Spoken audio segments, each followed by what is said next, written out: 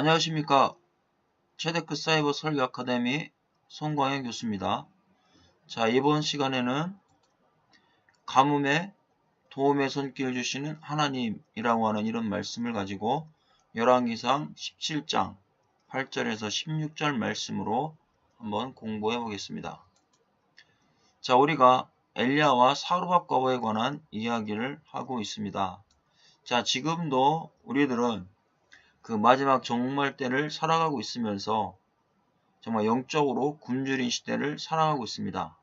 엘리야 때도 하나님께서 비를 내려주시지 아니하니까 힘들고 어려운 그런 시기를 살아가고 있었습니다. 자, 이것은 우리에게 어떤 의미를 가지고 있습니까? 영적인 은혜의 비를 내려주시지 않는다면 우리도 이와 같이 이 시대에서 살아갈 수밖에 없다는 것을 말씀해 주는 것입니다. 그런데 하나님께서 엘리야와 사르밧 과부를 통해서 하나님의 은혜가 넘친다라는 사실을 말씀하고 있습니다. 힘들고 어려운 영적 시기와 육적 시기에도 하나님께서는 반드시 축복해 주신다라는 것을 여기에서 설명하고 있습니다.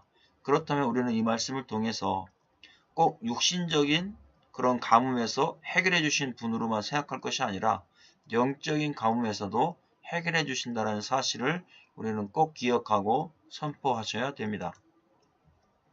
자, 열왕기상 17장 8절과 9절에 말씀합니다. 여호와의 말씀이 엘리야에게 임하여 이르시되 너는 일어나 시돈에 속한 사르밧으로 가서 거기 머물라. 내가 그곳 과부에게 명령하여 내게 음식을 주게 하였느니라. 이렇게 말씀합니다.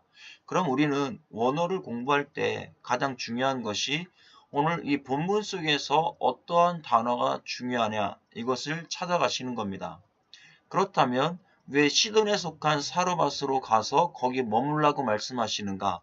이런 시돈, 우리가 이 시돈을 찾아볼 때 하나님의 의도를 발견할 수 있다는 얘기입니다. 바로 이 시돈은 치돈입니다. 그래서 고기를 잡다, 사냥하다라는 이런 뜻을 가지고 있습니다. 그렇다면 이런 뜻을 가지고 우리가 하나님의 의도를 설명할 수가 있다는 얘기입니다. 하나님께서 시돈에 속한 여러 과부 중에서 어부가 그물로 고기를 잡듯이 사냥꾼이 총으로 새를 잡듯이 시돈에 속한 과부 한 명을 선택하셨다라는 겁니다. 엘리야를 만날 수 있도록 선택하셨다라는 것을 말씀해주고 있습니다. 시돈에 과부 한 명만 산 것이 아닙니다. 많은 사람들이 과부로 살고 있었다라는 겁니다. 예수님께서 말씀했습니다. 바로 이 시돈에 과부 한 명만 구원을 얻었다라고 주님도 말씀하고 있습니다. 자, 그렇다면 왜 또 사르밧으로 가라고 이렇게 말씀하고 있을까요? 이런 것들이 다 하나님의 의도라는 것입니다. 그래서 우리는 원어를 통해서 하나님의 의도만 발견이 된다면 얼마든지 하나님이 원하시고 기뻐하시는 말씀을 선포할 수가 있는 것입니다. 자, 사르밧으로 가라 했을 때 여기서 보면 우리가 원어를 통해서 봤을 때는 차르파트라는 단어인데 시험하다, 단련하다, 청결하다, 완전하다 이런 뜻을 가지고 있습니다. 그런데 여기 보면 요 H라고 하는 것이 지금 원문 속에 요 H는 방향 어미를 이야기해주는 원어입니다. 방향 어미입니다. 그러면 사르밧 방향으로만 가라 이런 말씀을 하고 있다라는 것입니다. 그럼 엘리야에게 다른 곳으로 가지 말고 사르밧으로만 정확하게 방향을 틀어서 가라 이 말씀입니다. 그러면 이 시대 우리도 마찬가지입니다. 하나님께서 사르밧으로 가라라고 이야기하는 것처럼 하나님이 뜻이 있는 곳으로 가라. 그러면 그곳으로 가야 될 것을 말씀해주고 있습니다. 자, 이곳으로 가라고 한 이유가 무엇입니까? 바로 과부는 자신과 아들이 먹고 죽을 양식만 있는 것입니다. 바로 시험을 하시기 위함입니다. 엘리야에게도 시험이요 사르밧 과부에게도 시험이 되는 겁니다. 이 시험을 통해서 하나님은 단련시키는 겁니다. 바로 사르밧에서 엘리야와 과부를 단련시키고 있다는 겁니다. 그래서 연단하시고 금을 단련하여 불순물을 모두 제해버리고 순금을 만들듯이 이렇게 엘리야와 사르밧 과부의 신앙과 믿음을 청결하게 만들고 계시는 장소가 사르밧이다라는 것을 이 뜻을 통해서 설명하고 있습니다. 그래서 열왕기상 17장 10절과 11절 말씀에 그가 일어나 사르밧으로 가서 성문에 이를 때에 한 과부가 그곳에서 나무가지를 줍는지라 이에 불러 이르되 청하건대 그릇에 물을 조금 가져다가 내가 마시게 하라. 그가 가지러 갈 때에 엘리야가 그를 불러 이르되 청하건대 내 손에 떡 한 조각을 내게 가져오라. 바로 이게 시험이었다라는 겁니다. 과부에게는 이것이 시험입니다. 자, 여기에서 나뭇가지를 주었다라고 이야기하고 있습니다. 자, 카사쉬라는 단어를 쓰고 있는데요. 여기에서도 보면 자, 이것이 원문의 문법입니다.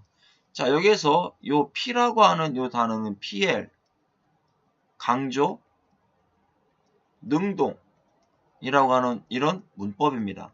자, 그러면 줍기는 줍는데 어떻게 주었다니까 자신의 힘을 다해서 나뭇가지를 줍고 마지막 떡을 해먹고 죽겠다라는 마음을 가지고 주었다라는 겁니다. 그걸 여기서 설명해 주고 있습니다. 그렇다면 이 여인은 자신의 일에 최선을 다해서 오늘이 마지막이다 라는 이런 생각을 가지고 나무를 줍고 있었다라는 것을 보여주고 있습니다. 이렇게 열심히 자신의 일에 절대절명의 순간 속에서 열심히 일을 했더니 하나님께서 이 과부에게 은혜를 베풀어 주시고 엘리야를 만날 수 있도록 해주셨다라는 겁니다. 그럼 엘리야와 사르밧 과부는 우연적으로 만난 것이 아니라 필연적으로 하나님의 계획 가운데에서 만났다라는 것을 여기서 보여주고 있습니다.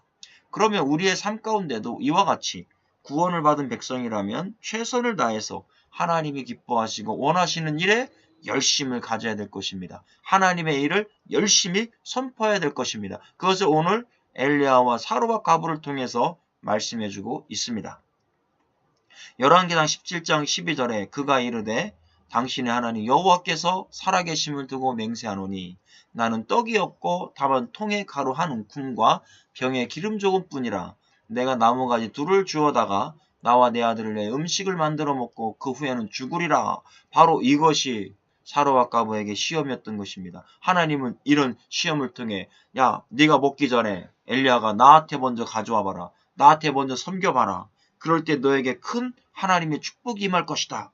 라고 하는 이런 시험을 엘리야에게 또 사르밧 과부에게 하나님이 주고 있다는 것을 우리가 말씀해주고 있습니다. 그렇다면 우리들도 하나님의 시험이 옵니다. 이 시험을 통과하는 자는 하나님 앞에 큰 축복을 받는 역사가 일어나게 되는 것입니다. 그래서 열왕기상 17장 13절에 엘리야가 그에게 이르되 두려워하지 말고 가서 네 말대로 하려니와 먼저 그것으로 나를 위하여 작은 떡 한 개를 만들어 내게로 가져오고 그 후에 너와 네 아들을 위하여 만들라 그랬습니다. 자, 지금 엄청나게 깊은 시험이 왔습니다. 이 시험을 이 사르밧 과부가 통과를 해야 됩니다. 어떻게 마지막 남은 거 먹고 죽으려고 했더니 엘리야 자기 먼저 먹겠다고 이렇게 이야기하고 있습니까? 예를 들어서 목사님이 야 당신이 먹을 거 하나밖에 없습니까? 그럼 나한테 먼저 가져오시오. 그럼 하나님이 당신에게 엄청난 큰 축복을 줄 겁니다. 이 얘기를 들었을 때 집사님이나 권사님이나 장로님이 시험이 안 들고 목사님을 먼저 섬길 수 있는 이런 믿음, 이런 신앙, 이것이 바로 시험이라는 겁니다. 열왕기상 17장 14절에 이스라엘의 하나님 여호와의 말씀이 나 여호와가 비를 지면에 내리는 날까지 그 통에 가루가 떨어지지 아니하고 그 병에 기름이 없어지지 아니하리라 하셨느니라. 이렇게 말씀하고 있습니다. 이런 시험을 통과하고 난 자는 반드시 하나님이 축복해 주실 것이다 라는 것을 말씀하고 있습니다. 절대 떨어지지 않는다라는 겁니다. 통에 가루가 떨어지지 않는다고 했습니다. 칼라, 끝나다, 준비되다, 결심하다, 채우다 라고 하는 이런 뜻을 가지고 있습니다. 여기에서도 보면 문법이 있습니다. 부인은 동사입니다. 칼은 단순 능동으로서 칼령, 단순 능동입니다. 자, 요 시제가 중요합니다. 이 I는 미완료 시제입니다. 자, 미완료 시제는 무엇을 의미해 주는 겁니까? 행동이 끝나지 않고 계속 간다는 겁니다. 그렇다면 가뭄이 다른 데는 온다 할지라도 절대 통에 가루가 떨어지지 않는다. 하나님께서 미완료로 계속해서 복을 부어주신다라는 것을 여기에서 말씀해 주고 있습니다. 그 다음에 F는 뭡니까? 여성입니다. 그럼 이 여성은 누구를 의미하고 있습니까? 사르밧 과부입니다. 그 다음에 Y는 2인칭입니다. 바로 너가 이와 같은 복을 받을 것이다. 이 시험을 통과하는 자는 축복을 받는 겁니다. S는 단수입니다. 바로 과부를 이야기해주고 있습니다. 그렇다면 이것이 떨어지지 않는다는 겁니다. 절대 떨어지지 않습니다. 이것이 하나님의 축복이라는 겁니다. 그 다음에 없어지지 않는다 그랬습니다. 하세르, 여기도 똑같습니다. V, Q, I, F, Z, S, 바로 칼, 뭐가 없어지지 않는다는 거. 병에 기름이, 칼은 기름이 사라지지 않는데 이것도 미완료로 사라지지 않는다는 것입니다. 계속해서 가물어도 하나님의 능력으로 또 생기고 가물어도 또 생기고 또 생기고 이와 같은 축복의 역사가 있다는 얘기입니다. 우리에게도 영적인 가뭄에 이런 하나님의 은혜의 축복이 있다는 것을 믿어야 됩니다. 바로 이것을 성경은 말씀해주고 있습니다. 바로 이와 같은 놀라운 하나님의 역사가 우리들에게 있다는 것을 성경은 이야기해주는 것입니다. 그렇다면 우리는 이 경제의 가뭄 속에 하나님만 바라보며 가야 될 것을 설명해주고 있습니다. 이런 시대에 정말 우리도 영적인 가뭄 속에 살고 있습니다. 육신적인 가뭄 속에 살고 있습니다. 그럼에도 불구하고 하나님께서는 엘리야와 사로밧과 아버에게 축복하시는 것처럼 이와 같은 엄청난 축복을 우리에게 허락해 주시고 계시다라는 것을 믿음으로 선포하시기를 바랍니다. 그래서 열왕기상 17장 15절에 그가 가서 엘리야의 말대로 하였더니 그와 엘리야와 그의 식구가 여러 날 먹었으나 바로 이것이 시험의 통과입니다. 엘리야의 말대로 사로밧과 아버는 그대로 가서 했습니다. 이것이 바로 순종입니다. 우리에게 이런 순종의 역사가 있을 때 하나님은 축복하시는 겁니다. 열왕기상 17장 16절에 여호와께서 엘리야를 통하여 하신 말씀같이 통의 가루가 떨어지지 아니하고 병의 기름이 없어지지 아니하니라 그랬습니다. 하나님께서 미완료 시제로 계속해서 통의 가루가 사라지지 않고 기름이 떨어지지 않는 놀라운 축복의 역사를 하나님이 만들어 주셨습니다. 오늘 이 시간 우리에게도 이와 같은 축복의 역사가 넘칠 줄로 믿습니다. 여기에서 가루가 사라지지 않았다고 했습니다. 케마흐, 자, 고운 가루라는 뜻입니다. 고운 가루. 자, 그렇다면 우리가 가루만 생각할 것이 아닙니다. 이 가루를 통해서 무엇을 의미하고 있는가를 우리가 봐야 됩니다. 바로 이 가루는 영적으로 소재 드릴 때 맷돌에 가는 가루인 예수 그리스도를 상징해주고 있다라는 것입니다. 그래서 우리가 하나님 앞에 소재 드릴 때에 바로 이 곡식이 어떻게 됩니까? 맷돌에 갈리는 겁니다. 열심히 갈리는 겁니다. 한두 번 갈려서 고운 가루가 되지 않습니다. 열심히 갈려야 됩니다. 바로 이것은 예수님께서 십자가에서 고난당하시고 죽으신 것을 보여주고 있습니다. 이것을 통해서 영적인 생명을 살리는 고운 가루가 되었다라는 겁니다. 가뭄에 이 떡을 먹고 사는 것입니다. 바로 이 가루, 케마흐라고 했는데 이 케마흐의 히브리어 의미, 이것은 무엇을 의미합니까? 우리에게는 히브리어는 상형 문자입니다. 그래서 알레프, 베이트, 알레프는 황소라고 하는 상형에서 왔습니다. 베이트는 집이라고 하는 상형에서 왔습니다. 이렇게 22글자가 다 상형적으로 만들어져 있습니다. 바로 히브리적 의미로 풀었다는 얘기는 이것을 풀었다라는 것을 설명해 주고 있는 겁니다. 그러면 케마우, 케, 마, 흐, 이건 코프입니다. 바늘귀라고 하는 상형에서 왔습니다. 바늘귀. 맴은 물이라고 하는 상형에서 왔습니다. 헤이트는 울타리라고 하는 상형에서 왔습니다. 그러면 이 상형을 하나하나 푸는 것입니다. 자, 예수 그리스도의 십자가 복음을 먹음으로 깨끗이 죄가 정화되고, 자, 성경의 물은 말씀을 상징하고 있습니다. 깨끗하게 씻겨진 겁니다. 생명을 얻어 천국에, 이건 코프는 소망이라고 하는 의미를 가지고 있습니다. 그래서 소망을 두고 세상에 죄악된 것을 끊고 생명을 얻었다라는 겁니다. 양이 울타리 안에 들어가면 생명을 얻게 되는 겁니다. 이렇게 풀면 구속사 관점으로 우리가 또 말씀을 풀 수가 있습니다. 자, 기름이라고 했습니다. 기름은 쉐멘입니다. 향기로운 기름, 관유라고 하는 이런 뜻을 가지고 있습니다. 자, 이 기름은 올리브 열매를 짤 때 나오는 기름입니다. 바로 이 기름도 기름 부음 받으신 예수 그리스도를 상징해 주고 있는 기름입니다.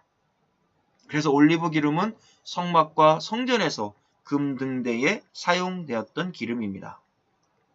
바로 그렇다면 가루와 기름이 떨어지지 않는다는 것은 영적으로 예수 그리스도의 고난받은 십자가의 복음이 끊임없이 계속해서 우리에게 임한다는 것을 여기에서 설명해 주고 있는 겁니다.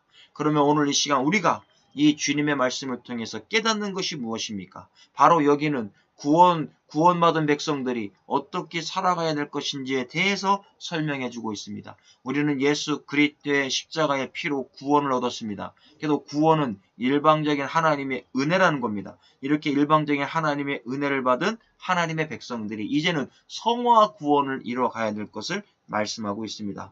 우리가 구원받았어도 세상에서 힘들고 어렵게 살 수가 있습니다. 그러나 믿음을 가지고 하나님의 말씀을 선포하면서 하나님의 뜻대로 살아가신다면 반드시 하나님께서 영적인 은혜와 육적인 가뭄 때에 은혜를 허락해 주신다는 것을 여기에서 설명하고 있습니다. 그렇다면 오늘 이 말씀을 통해서 우리가 사로밭에서 시험받고 연단받아서 신앙의 연단을 통해서 하나님께 귀하게 축복받으시고 하나님 앞에 쓰임받는 저와 여러분이 될 것을 여기에서 설명해 주고 있습니다.